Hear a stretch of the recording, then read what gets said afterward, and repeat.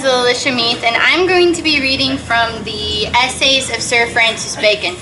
They were published, this copy was published in 1944 during the time of World War II. When these essays were done by Sir Francis Bacon around the time of Elizabeth I, they were banned because he was considered to be a demon worshiper or a soothsayer. So these remarkable essays were banned because of that. So I'm going to be reading his essay of love. The sage is more beholding to love than the life of man. For as to the stage, love is ever matter of comedies, and now and then of tragedies. But in life it doth much mistake, sometimes like a siren, sometimes like a fury. You may observe that amongst all the great and worthy persons, whereof the memory remaineth either ancient or recent, there is not one that hath been transported to a mad degree of love, which shews that the great spirits and great business do keep out this weak passion. You must accept nevertheless, as Marcus Aurelius and Antonius, the half-partner of the Empire of Rome, and Appius Claudius, the semvier and lawgiver, whereof the former was indeed a fortuitous man and indornate, but the latter was that a wise man, and therefore it seems, though rarely, that love can find entrance not only in an open heart, but also into a heart that is well fortified. If watch be not well kept, it is a poor saying, as if a man made for the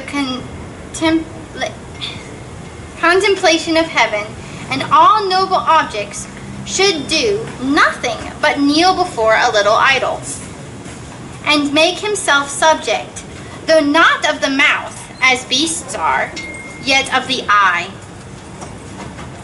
which was given him for higher purposes. It is a strange thing to note that the excess of this passion and how it braves the nature and the value of all things, by this, that speaking in a pulpit or hyperbole is commonly, if nothing but in love. Neither is it merely in the phrase. For whereas by hath been well said as an arch flatterer, with whom all the pretty flatterers of intelligence is a man's self.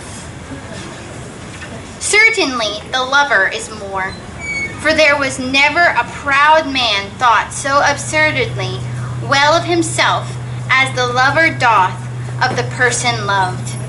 And therefore, if it was well said, that is impossible to love and to be wise, neither doth the weakness appear to others only, and not to the party of the loved, but that the loved most of all accept the love.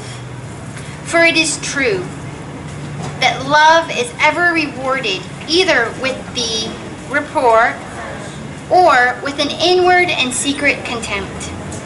But how much that more men ought to beware of this passion, which loseth not only other things, but itself?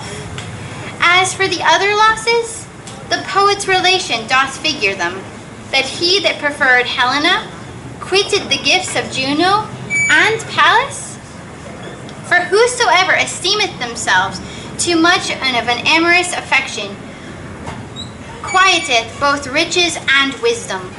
The passion hath floods every time of weakness, which are great prosperity and great adversity, though this latter hath been less observed, both which times kindle love and make it more fervent, and therefore show it to be the child of folly. They do best if they cannot but admit love, yet make it and keep a quarter and sever it wholly from the serious affairs and actions of life. For if it check once with business, and troubles men's fortunes, and maketh men that can do no ways be true to their own ends. I know not how, but men are given to love. I think it is but as they are given to wine. For pearls commonly ask to be paid in pleasures. There is a man, nature, a secret inclination and motion towards love of others, which if not be spent some one or few, doth naturally spread itself towards many, and maketh men become humane and charitable. As it is seen sometimes in the friars, love maketh mankind friendly, love perfecteth it, but wanton love corrupteth and impasse of it.